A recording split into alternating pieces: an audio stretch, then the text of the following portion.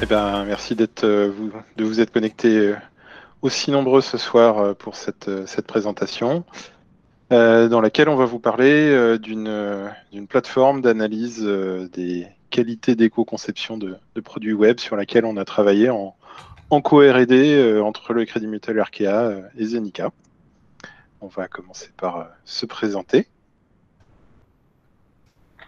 Honneur Ah, aux invités. ouais, merci. Bonjour à tous. Moi, je suis Florent Izoard. Je suis le responsable de service innovation chez Crédit Mutuel Arkea. Donc moi, je m'appelle Sylvain Révéro, je travaille chez Zenica depuis maintenant plus de 5 ans en tant que directeur technique de l'agence de Rennes et puis consultant sur les thématiques DevOps et innovation organisationnelle et managériale. Et bonjour à toutes et à tous, moi c'est Mickaël Waxier, je suis consultant et formateur à Zenica Rennes. Et donc on va vous parler Enchaîné.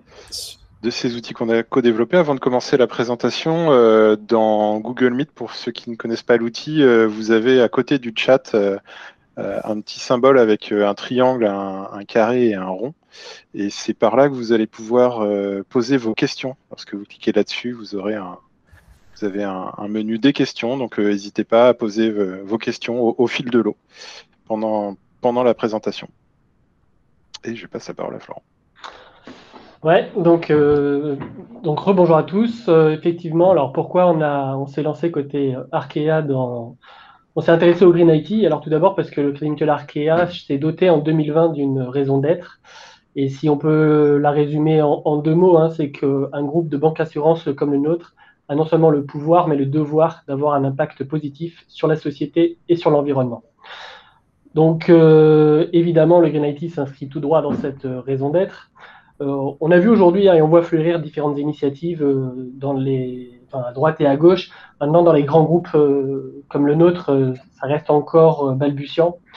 Et du coup, c'était assez naturel, hein, d'aller explorer dans un monde, d'aller chercher une déclinaison opérationnelle concrète, finalement, ce qu'on pouvait extraire et quelques principes de ce Green IT qu'on pouvait explorer en vue d'une industrialisation du coup, dans nos processus de développement.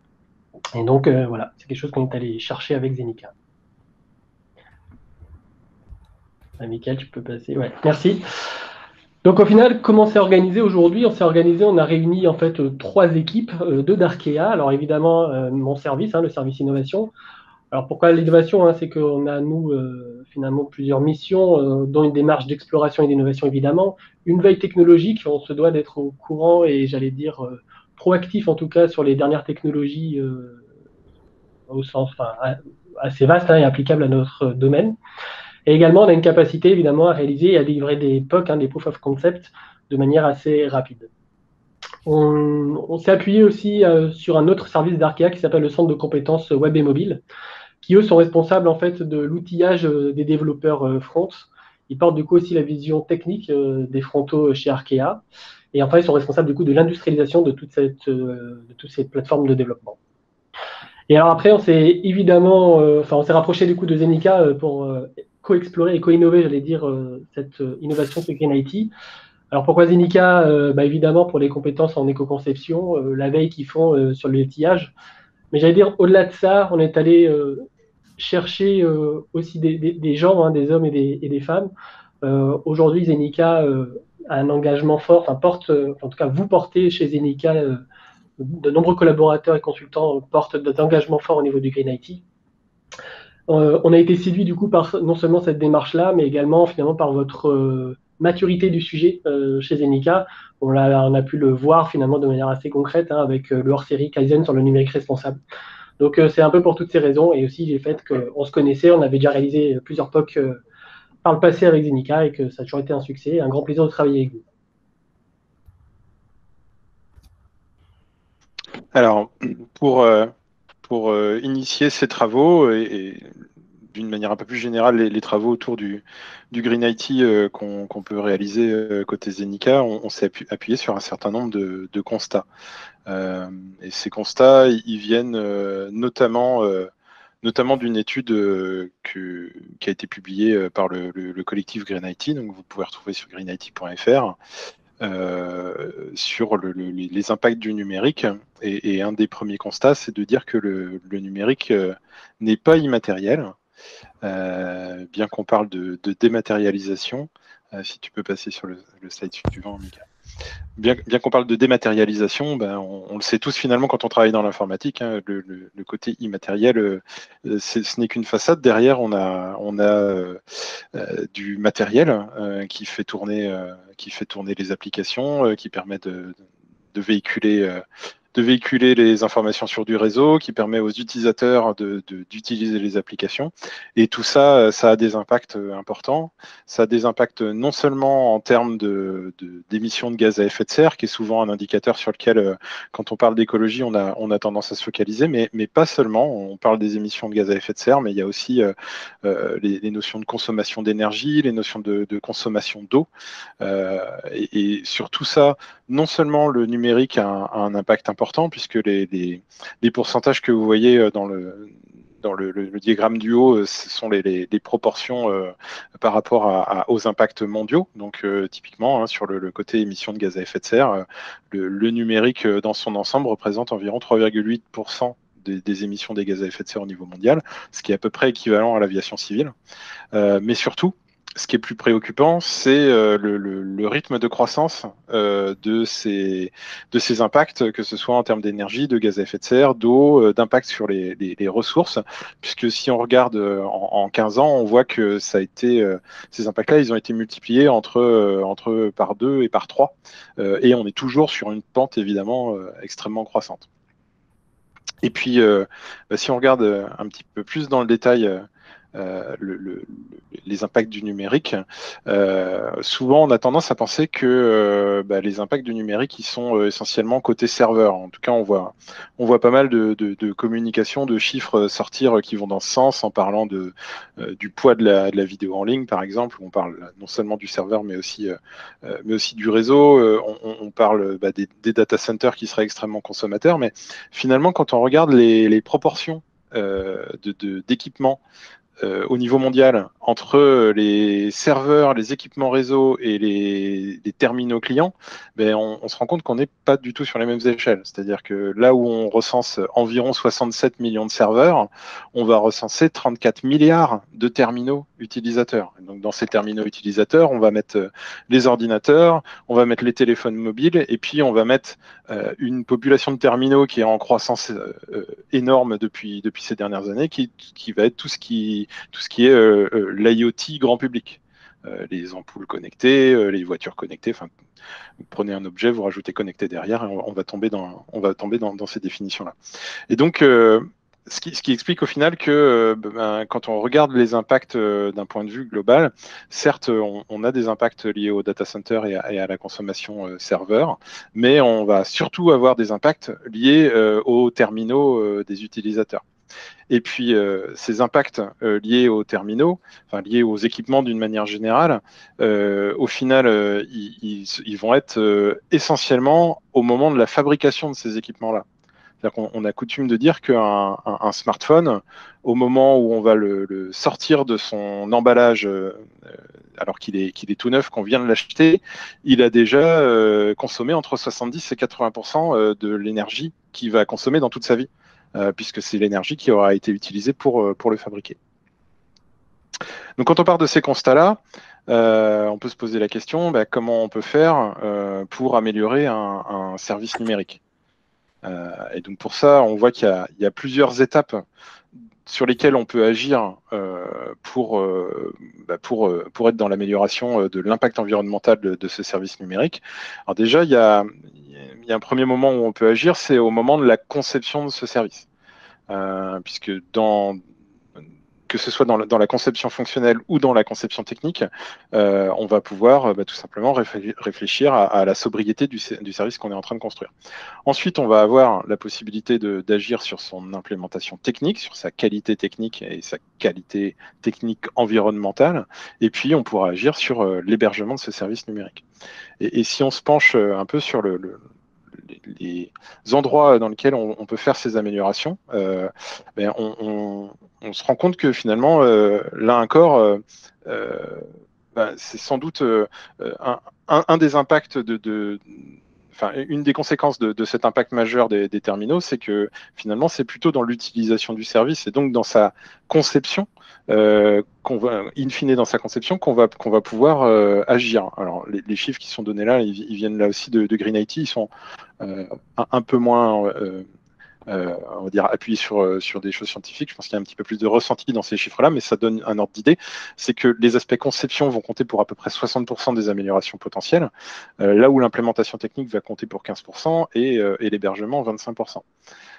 Et puis si on regarde dans le détail ce qu'on peut faire sur chacune de ces étapes, sur les aspects conception fonctionnelle, conception technique, la première des choses, c'est de ne pas concevoir des logiciels qui ont des fonctionnalités qui ne sont pas utilisées, enfin, plutôt de ne pas implémenter des fonctionnalités qui ne seront pas utilisées. Alors, il y a des études diverses et variées qui ont été publiées sur le niveau d'utilisation des fonctionnalités dans les logiciels. Mais sur certaines études, il y a des chiffres qui ressortent qui disent que c'est de l'ordre de 40, parfois 60-70% des fonctionnalités d'un logiciel qui sont pas ou très peu utilisées. Donc, on va chercher d'abord à regarder comment on peut faire pour optimiser ça et puis pour ne pas produire du logiciel qui ne serve à rien et produire des fonctionnalités qui ne servent à rien.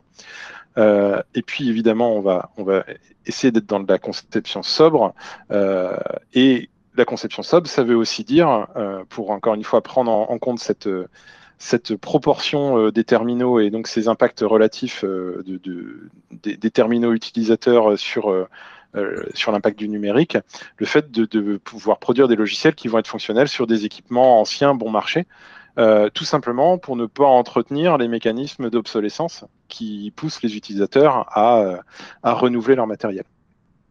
Ensuite, dans l'implémentation technique, on va trouver des choses qui finalement font partie des bonnes pratiques d'implémentation depuis maintenant un certain nombre d'années. On va trouver toute l'approche de qualité qu'on trouve dans les approches agiles. On va trouver les notions du software craftsmanship.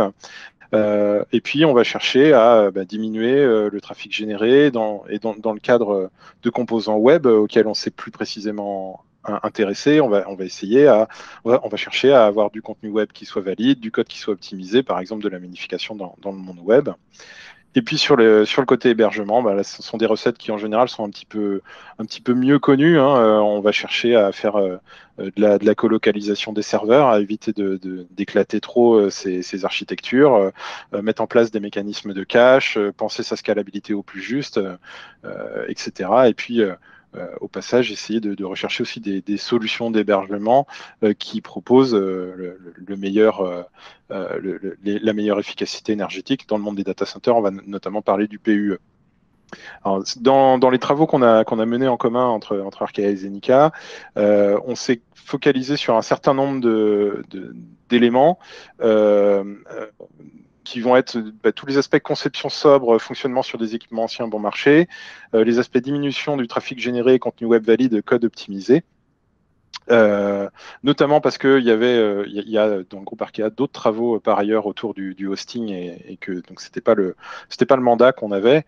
Et puis parce que il fallait bien commencer par quelque chose et vous allez voir, on a commencé plutôt par des aspects outillage qui vont porter sur ce qui est en rouge sur ce slide.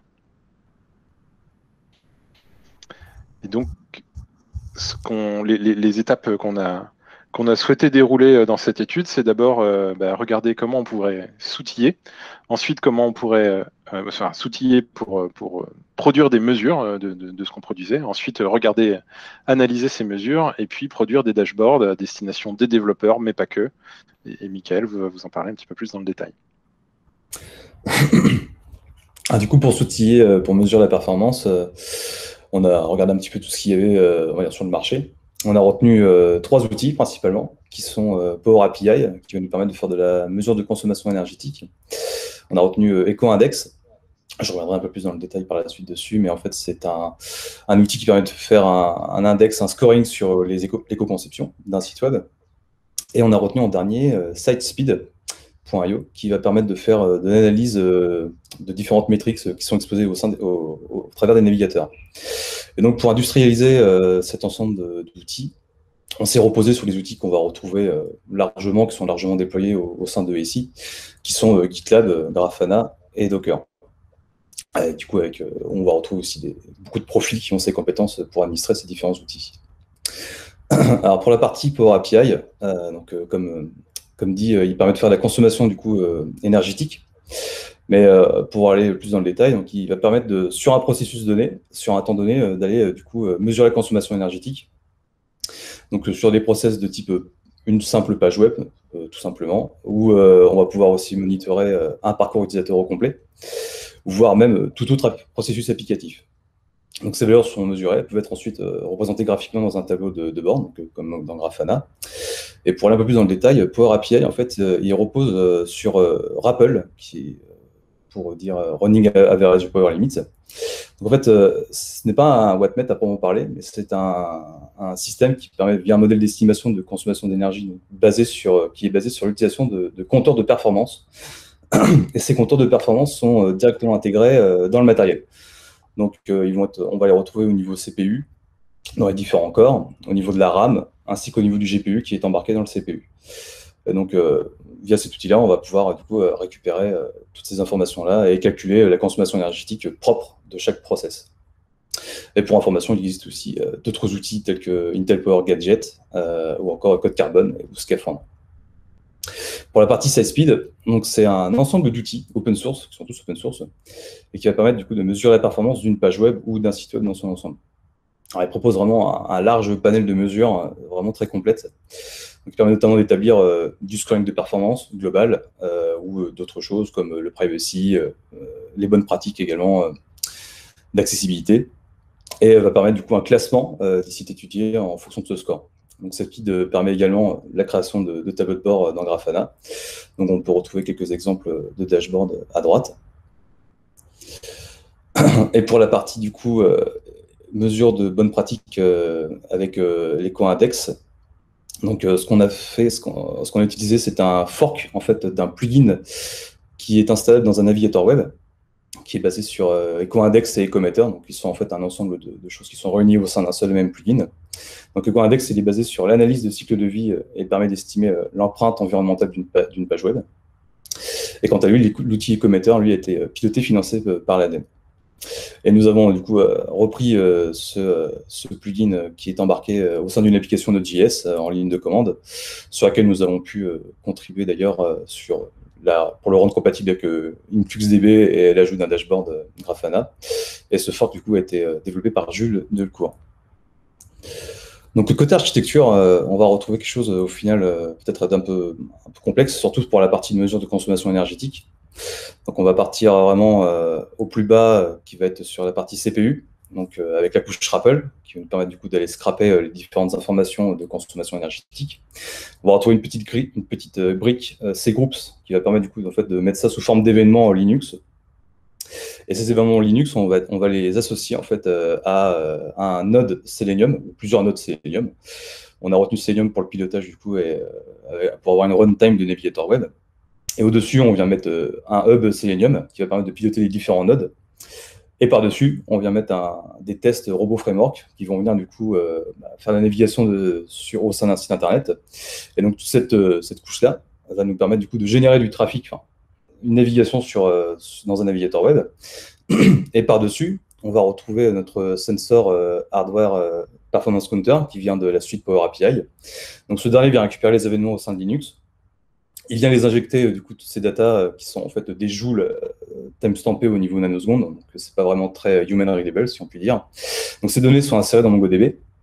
Ensuite, on vient utiliser un deuxième outil qui s'appelle Formula, toujours issu du framework Power API. Formula va avoir besoin de différentes informations comme la fréquence minimale, maximale et nominale d'un CPU pour utiliser son modèle de calcul de consommation énergétique. Et ce dernier vient insérer toutes ces informations qui sont calculées dans InfluxDB.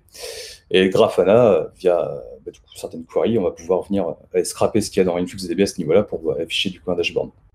Donc ça, c'est pour la partie mesure de consommation énergétique avec Power API.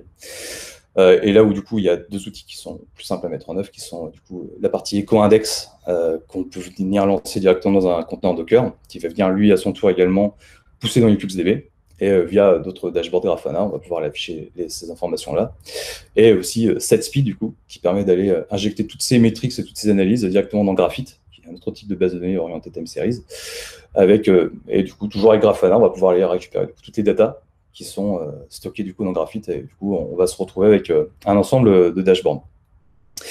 Pour finir sur l'architecture, du coup, ce qu'on a fait également, c'est que toutes ces stacks en fait tournent sur une machine donnée. C'était pour la réalisation du POC. Il y a également un GitLab Runner qui est installé du coup, sur la machine, qui va permettre de venir démarrer les différents conteneurs de type Conradex, SetSpeed et le robot test. Et on va pouvoir bénéficier du coup de la couche de mesure de consommation énergétique pour mesurer ce qui se passe dans le node Selenium. Et donc tout ça est intégré au sein d'un pipeline GitLab CI directement. Donc c'est assez simple au final d'aller venir intégrer ça dans un pipeline déjà existant. Donc on va pouvoir mettre venir en bout de chaîne ou à faire tourner par exemple une fois par semaine, ce genre de choses. Et donc quel type de catégorie métriques on va pouvoir ressortir de ça? Donc il y a vraiment trois grandes catégories. Donc il va être la performance et la consommation énergétique, donc via Power API. L'expérience utilisateur et le niveau d'accessibilité qui vont être du coup mesurables grâce à SiteSpeed.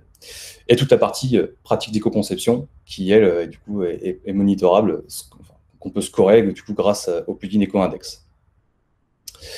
Donc on va pouvoir retrouver différents types de dashboards. Donc là, on a un dashboard proposé par SiteSpeed, donc avec une historisation dans le temps, ce qui va nous permettre du coup de voir si on a des dégradations ou des améliorations de performance côté utilisateur, dont son ressenti quand il va naviguer sur les sites internet, avec différents types de métriques. Là, on peut voir par exemple qu'on a la taille totale de données qui sont transférées, le nombre de requests, la taille du DOM, qui est très importante du coup pour les performances d'affichage, et d'autres choses encore de scoring, comme les bonnes pratiques, les performances, tout ce qui est de privacy, etc., avec un score global. Et quelques données assez légères en termes techniques, on va dire, de la taille HTML, JS, CSS et taille des images. On va pouvoir aller plus loin, parce qu'il y a des dashboards beaucoup plus complets qui vont exposer des informations qui sont beaucoup plus pertinentes pour des profils de type développeur. Je ne vais pas forcément rentrer dans les détails, mais là, on voit par exemple dans la série dans le dashboard du bas, on peut voir du coup qu'on a différents timings qui sont mesurés, tout ce qui va être au niveau de l'affichage, ce genre de choses. Et puis également, du coup, toujours un peu plus de données, les données qui sont transférées, avec un peu plus de détails. Ça, c'est un dashboard du coup de mesure de consommation énergétique. Donc, on l'a fait sur différents sites internet. Du coup, ce qu'on peut voir, du coup, c'est qu'on a une petite mire. Notre petite mire, en fait, c'était juste un petit front Vue.js très simple, très minimaliste. On va dire pour étalonner, on va dire la mesure de consommation énergétique.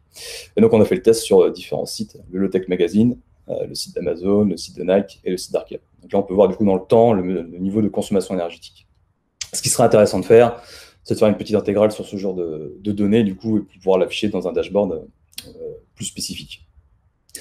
On a du coup un dernier type de dashboard, on en a un seul pour celui-ci, qui est pour du coup l'affichage des données qui sont générées par le plugin d'éco-conception. Donc là, on peut voir du coup qu'on a un grade qui est affiché, le niveau de GES généré, le niveau d'eau qui va être consommé, du coup, une estimation. Bon, et puis toujours les mêmes données un peu qu'on va revoir, du coup, la taille du DOM, la taille des pages, etc. Et surtout, sur la droite, on a un petit tableau qui va du coup afficher en fait toutes les bonnes pratiques d'éco-conception avec un grade, tout simplement de A à D, tout simplement en valeur, quoi. Et donc ça va nous permettre, on peut imaginer, réaliser un dashboard un peu plus complet avec du coup en mesurant dans le temps pour une même page web, quel effort va être à fournir pour aller de tel grade à tel grade. On peut imaginer de mettre ce genre de choses en place. Et donc maintenant qu'on a tout cet ensemble de dashboards, rien ne nous empêche d'aller créer des dashboards totalement customisés à destination, par exemple, pour un profil de type marketing, qui peut être vraiment très intéressant. Donc on va aller agréger, on va dire, les différentes données qu'on peut avoir au sein de ces différentes métriques. Donc là, on va pouvoir retrouver quelque chose de beaucoup plus minimaliste, mais qui va regrouper les informations très importantes, quoi. Et donc, je te laisse reprendre la main, Sylvain, pour ce slide. Ouais, on va peut-être s'arrêter 2 secondes pour répondre aux premières questions qui ont été posées. Donc, est-ce que Power API fonctionnerait aussi pour récupérer la consommation d'un serveur? Alors, la réponse courte, c'est oui, puisque Power API, en fait, ce qui va mesurer, c'est la consommation énergétique et la consommation électrique, en l'occurrence, de processus qui tournent sur une machine Linux.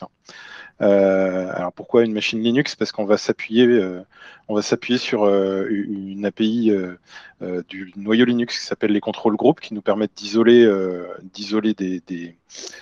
des processus et de récupérer des métriques sur ces processus. Nous, on a fait le choix d'utiliser Power API pour mesurer la consommation énergétique d'un navigateur qui parcourt un site web qu'on veut tester. Mais on pourrait tout à fait imaginer, à côté de ça, et ça fait d'ailleurs partie des travaux par la suite qu'on aimerait bien pousser, de pouvoir regarder d'un côté la consommation énergétique du client qu'est le navigateur, et puis mettre en face la consommation de toute la partie serveur, pour voir si parfois on n'a pas des arbitrages à faire entre des traitements côté serveur et des traitements côté client. Et pour extrapoler un petit peu, dans les architectures web modernes, on a eu tendance à beaucoup déporter des traitements du côté du client. Avec les frameworks JavaScript modernes notamment, on a de plus en plus de traitements qui se passent du côté client. Et ça, dans certains cas d'usage, finalement, ce sont des traitements qu'on pourrait remettre côté serveur pour générer moins de demandes de puissance côté client, et donc quelque part être capable de fonctionner sur des terminaux plus anciens ou ne pas pousser l'utilisateur à renouveler son terminal parce qu'il a le sentiment que son terminal rame. Après, la petite nuance qu'il faut mettre, que Michael avait déjà donné tout à l'heure, c'est que Power API, il a une contrainte forte, c'est qu'il a besoin d'une machine physique pour fonctionner.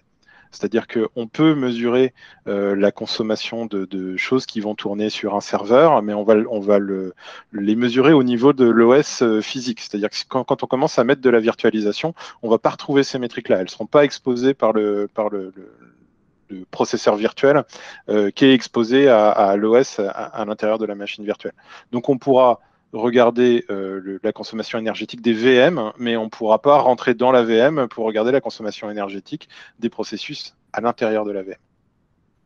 Du coup, si je peux compléter, l'idée, effectivement, la grosse contrainte de devoir utiliser une machine physique, on pourrait y répondre en constituant un banc de test avec des machines physiques type laptop.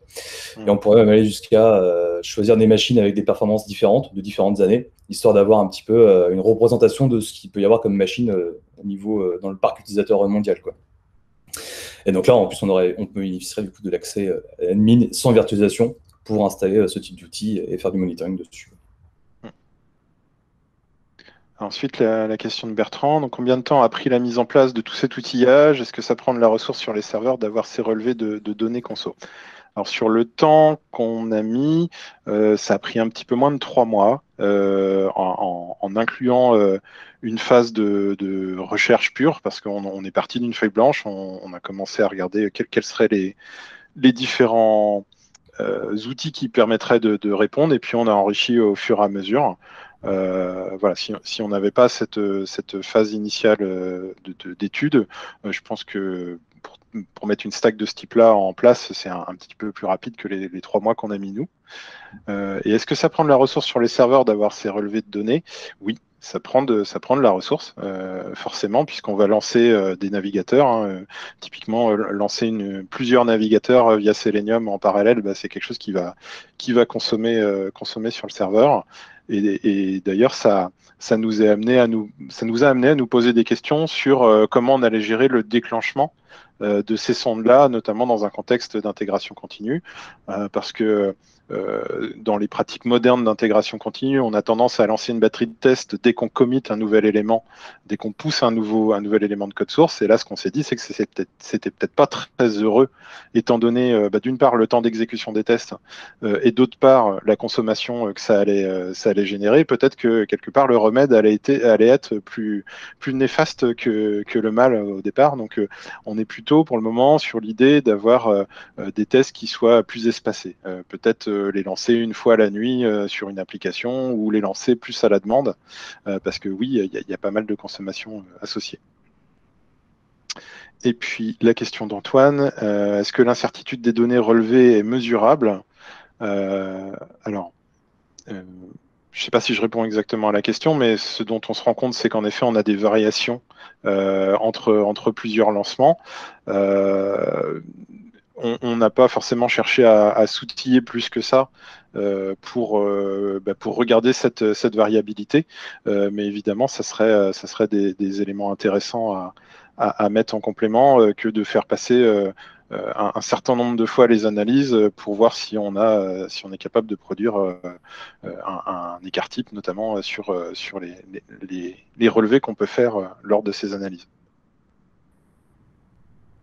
Je passe rapidement dans la partie de chat pour vérifier qu'il n'y a pas eu de questions posées directement dans le chat. Non, c'est pas le cas. N'hésitez pas, si vous avez d'autres questions à poser, à les poser. Donc du coup, sur la base de ce qu'on a pu vous montrer là, donc c'est une première itération hein, de recherche d'outils et puis de mise en pratique de ces outils-là pour être capable de fournir cette suite d'outils à des équipes de développement. Il y a plusieurs choses qu'on souhaite explorer par la suite sur cette base-là. D'abord, on a fait beaucoup des choses qui vont regarder le fonctionnement de l'application d'un point de vue utilisateur, mais sans rentrer dans le code source de l'application. L'idée, ce serait de compléter ça par une analyse du code source de l'application, notamment une analyse avec un outil qui s'appelle Sonar, hein, qui est un outil qui est assez souvent utilisé pour faire de l'analyse statique de code. Et donc, il y a un projet en cours sur le GitHub du groupe Conception numérique responsable pour regarder lesquelles des 115 bonnes pratiques de développement du collectif Green IT on pourrait transposer comme des règles Sonar et quelles analyses on pourrait faire porter de manière statique sur le code. Le côté back-end, c'est exactement ce qu'on expliquait dans la réponse à la question de Marie, hein, c'est que finalement rien ne nous empêche aujourd'hui de reproduire ce qu'on fait côté navigateur pour se donner aussi des mesures sur le fonctionnement de la partie back-end, de la partie serveur, et notamment ce qui va être intéressant avec cette suite d'outils, c'est dans le cadre d'un projet de développement d'être capable de suivre dans le temps l'évolution à la fois des consommations générées chez vos utilisateurs et dans les navigateurs de vos utilisateurs par votre partie front, mais aussi l'évolution dans le temps de votre partie back, de votre partie serveur. Et donc d'être capable de regarder si dans le temps on a une dérive et derrière regarder si cette dérive elle est justifiée ou pas. Et puis, dernier point sur lequel aujourd'hui on n'a pas poussé les choses, c'est essayer de se poser la même question, mais sur des plateformes mobiles. Que ce soit des téléphones ou des tablettes, donc dans le monde Android et dans le monde iOS. Donc, dans le monde d'Android, il y a un petit peu d'outillage qu'on va retrouver notamment pour ceux qui ont pu toucher à du développement Android. Dans Android Studio, on trouve un peu d'informations autour de ces aspects consommation énergétique. Donc à voir si on ne s'est pas encore penché dessus, hein, si ces informations-là, elles sont exploitables et elles pourraient, pourquoi pas, être exploitables, encore une fois, dans le cadre d'un banc de test dans lequel on aura un certain nombre de terminaux sur lesquels on pourrait faire s'exécuter nos tests. Et puis, Sitespeed, lui, propose de faire des tests, d'émuler de l'Android. Et donc, on est capable aussi finalement d'obtenir un certain nombre de métriques côté Sitespeed en émulant de l'Android. Et il me semble pas qu'il y ait des choses pour iOS, par contre, je ne me souviens pas en avoir vu. Je sais pas si Mika, tu t'en avais vu quand on avait regardé. Non, en effet, c'était uniquement sur Android. Ouais.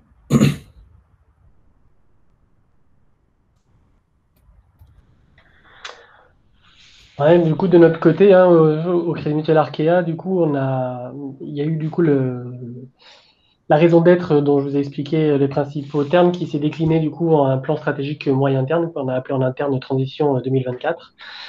Dans ce plan moyen terme, il y a une initiative entière qui est consacrée du coup à l'informatique responsable, dont un chantier qui est créer des parcours de conception et de développement éco-responsables.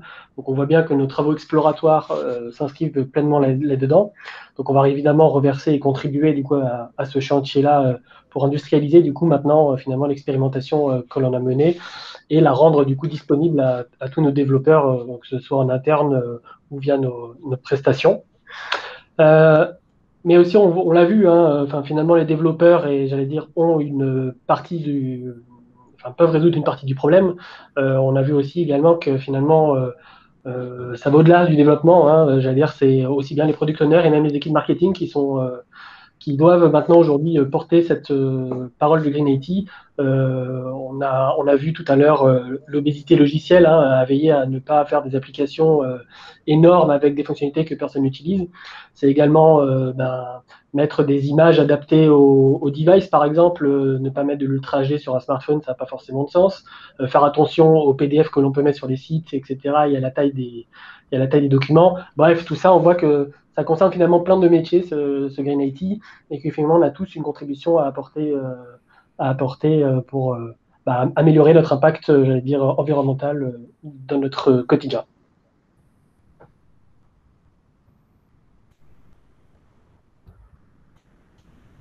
Et pour conclure, on ne va pas forcément lire le slide parce qu'il est assez explicite, mais en substance, j'ai envie de dire, l'éco-conception, c'est bon, mangez-en.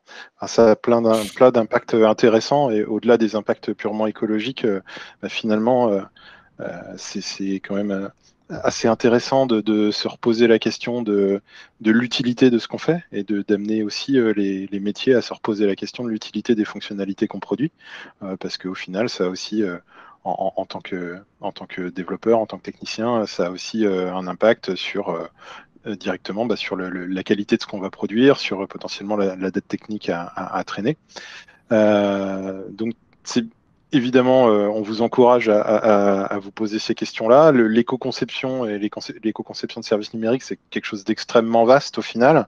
Là, ce qu'on vous a présenté, ces outils, ça ne fait que qu'outiller une petite partie, puisqu'on l'a vu, on va surtout être sur les optimisations techniques, donc outiller une petite partie de ce qui va permettre d'agir et d'améliorer les services, mais néanmoins, quand on a commencé à rechercher, on s'est rendu compte qu'il y avait finalement des outillages un petit peu disparates, et je pense qu'on peut le dire, on a pris pas mal de plaisir à travailler sur ce projet et puis à rassembler ces outils pour notamment être capable de produire ces tableaux de bord. Voilà, et puis je pense que le sujet est prendre de plus en plus de place dans les DSI. Et du coup, je pense qu'on va encore avoir pas mal de projets de ce type-là arriver et compléter notre panel d'outillage. Et je ne saurais que trop vous conseiller de regarder les travaux du groupe conception numérique responsable de la communauté Green IT, parce que ça bouge beaucoup en ce moment autour de ça.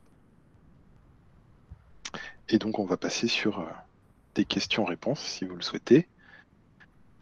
Et donc, une première question de Tanguy qui nous dit: quelles ont été les premières actions mises en place en termes de bonnes pratiques de développement suite aux résultats de monitoring? Eh bien, la réponse courte, c'est que on n'en est pas encore là. C'est-à-dire qu'on vient de finir les travaux de création de cet outil, cette plateforme. Ça sent encore la peinture, hein. Mais le but maintenant, c'est de passer à l'étape suivante, comme le disait Florence, c'est de pouvoir faire en sorte que, notamment côté équipe de développement Arkea, ils puissent s'emparer de cet outillage-là, ils puissent le mettre en place au même titre que d'autres outils qu'ils utilisent quotidiennement dans les équipes de développement, et puis qu'ils puissent s'approprier les bonnes pratiques associées, notamment celles qu'on cite souvent, les 115 bonnes pratiques du collectif Green IT, mais on imagine aussi qu'il y a de plus en plus de bonnes pratiques qui vont émerger autour du développement, et notamment du développement web.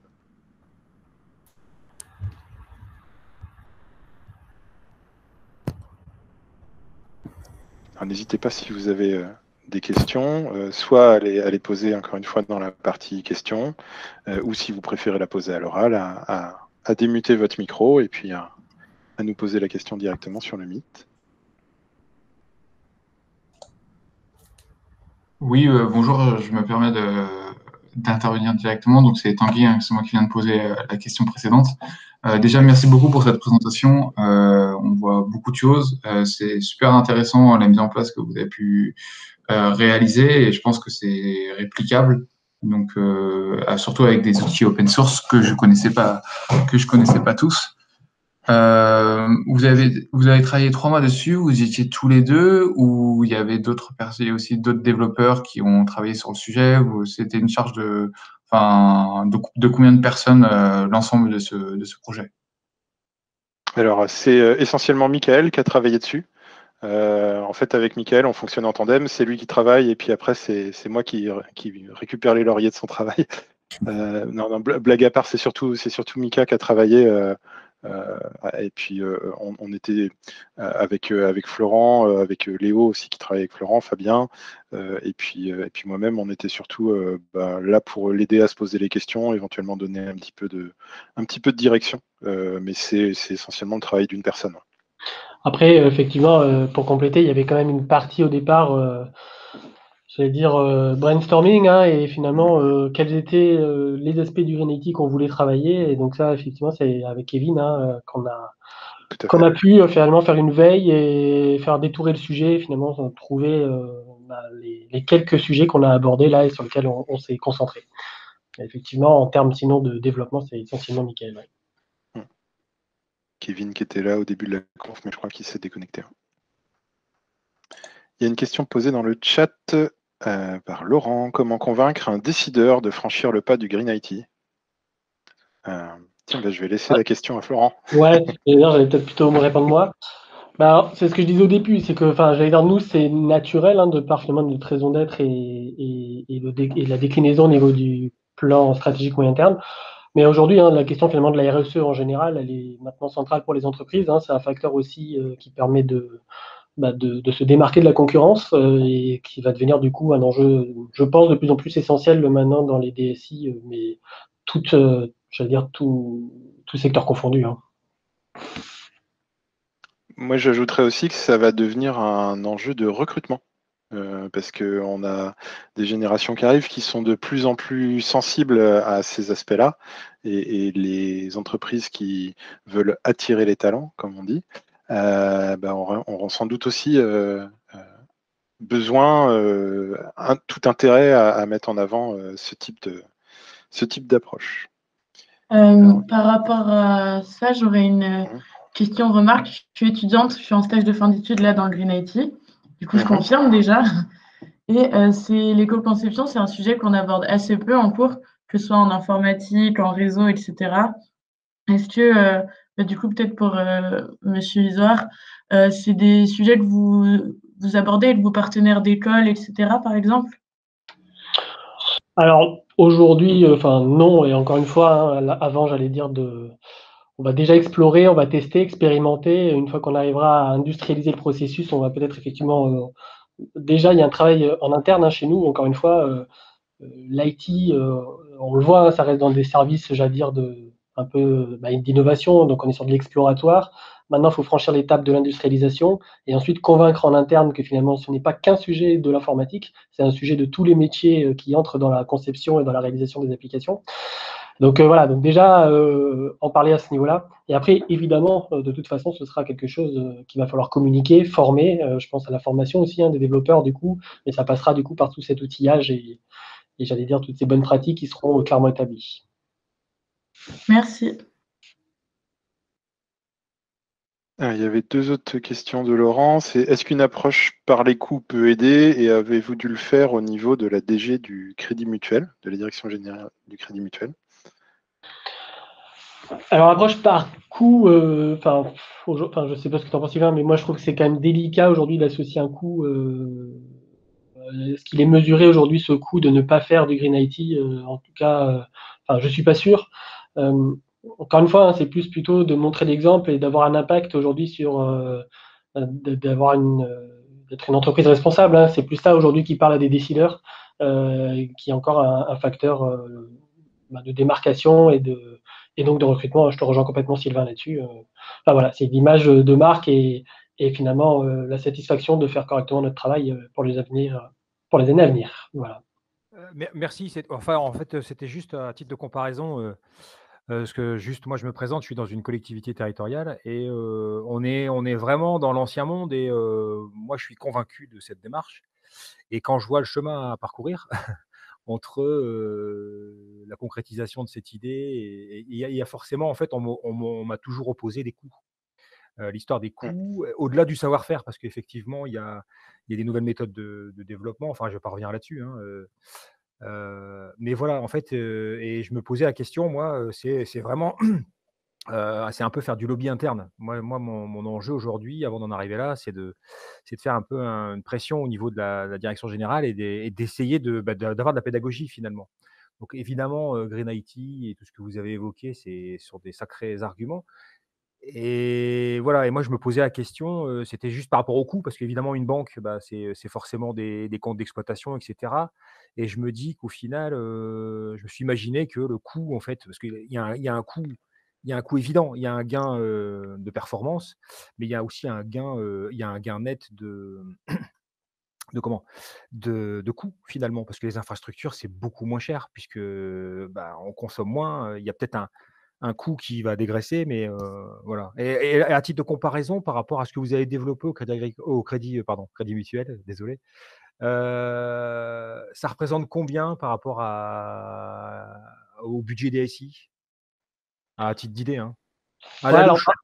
encore une fois, là aujourd'hui, nous, c'est côté innovation ouais, qu'on a porté le sujet. Donc c'est un développement d'une personne sur 2 mois. Donc j'allais dire, ça fait partie de nos budgets. C'est un tout petit, j'allais dire, tout petit investissement de notre part pour finalement arriver à faire évoluer et justement à prendre conscience. Et j'allais dire, pour convaincre dans les entreprises, je trouvais notre approche intéressante, c'est-à-dire allez faire un petit démonstrateur finalement qui coûte pas très cher, un consultant pendant 2 mois. Euh, pour finalement arriver à convaincre et embarquer les gens. Voilà, donc c'est par la démonstration, de toute façon, qu'on arrivera à faire avancer les choses et c'est vrai que c'est compliqué de passer à l'échelle tout de suite sans faire la preuve, j'allais dire, des concepts que l'on avance là, et de voir si finalement, effectivement, les développeurs, ça leur est utile et si ça parle et si surtout ces indicateurs sont suivis et mesurés. Donc en fait, là, ça va être la phase d'après, c'est-à-dire que industrialiser, OK, mais maintenant, il va falloir aussi que les chiffres soient regardés, suivis, tracés. Donc on a commencé à échanger, hein, avec effectivement les équipes qui vont reprendre, tous ces travaux-là, et qui vont passer à l'industrialisation. C'est, que faire finalement de ces indicateurs? Comment les regarder? À qui faire le reporting? Voilà, donc c'est des travaux effectivement là qu'on commence à aborder, mais qui seront, évidemment essentiels. Ça devrait, en tout cas, c'est ma vision, ça devrait faire partie, aujourd'hui de quand on regarde une application, finalement, il y a l'obsolescence, il y a la dette technique, il y a, je veux dire son obsolescence et il y a évidemment, son demain, au même niveau, j'allais dire sa performance, j'allais dire green IT, quoi. Ça va devenir vraiment un facteur, clé aujourd'hui de mesure sur les applicatifs qui seront du coup autant suivis que les indicateurs plus classiques. OK, merci. Je continue du coup sur les questions. Alors, je relis la remarque de Jérôme qui a parfaitement raison. Ça fait, notamment en réaction à ce que disait Marie sur l'enseignement dans les écoles, ça fait partie des sujets qui sont portés par Green IT, sur lesquels Green IT fait du lobbying pour que l'éco-conception arrive dans les programmes des écoles d'ingé. Ce que je peux dire en complément, c'est que côté Zenica, on a aussi l'habitude de travailler avec des écoles et les différentes écoles à qui on a été parlé de cette démarche autour du Green IT, on a eu beaucoup de réactions positives, beaucoup d'écoles qui nous ont dit ah bah bien, mais venez en parler à nos étudiants, ils sont demandeurs et avec certaines écoles, on est même en train de réfléchir à un cursus de formation dessus. Donc là encore, moi j'ai le sentiment que ça bouge plutôt dans le bon sens. J'appuie aussi le message de Serge qui disait que au-delà de l'approche par les coûts, il y a d'autres bénéfices à l'éco-conception et allez, on va faire un petit coup de pub qui nous ramène vers un article de Raphaël Lemaire sur le blog de Zenica sur les avantages de l'éco-conception. Et puis j'enchaîne du coup sur la question de Leslie qui nous dit on trouve facilement les bonnes pratiques à high level, presque trop théoriques, et puis des éléments très techniques, mais il manque un juste milieu entre les deux, par exemple pour des métiers comme le marketing. Est-ce qu'on a des tuyaux pour proposer des infos pratiques pour les services hors les équipes de développement et l'IT. Alors, du côté des designers, le nom exact m'échappe, mais je crois que c'est le groupe des designers éthiques, quelque chose comme ça, qui a aussi travaillé sur cette thématique-là, et sur une sorte de manifeste sur le design éthique. Et j'ai pas lu l'intégralité, j'avais lu un draft, mais ça me semble quelque part peut-être répondre à ce besoin, Leslie, d'être entre des pratiques techniques et des pratiques haut niveau. On va peut-être avoir des choses qui peuvent se situer entre les deux. Et je crois, et Jérôme appuie cette réponse, voilà, designeréthique.org. Merci Jérôme.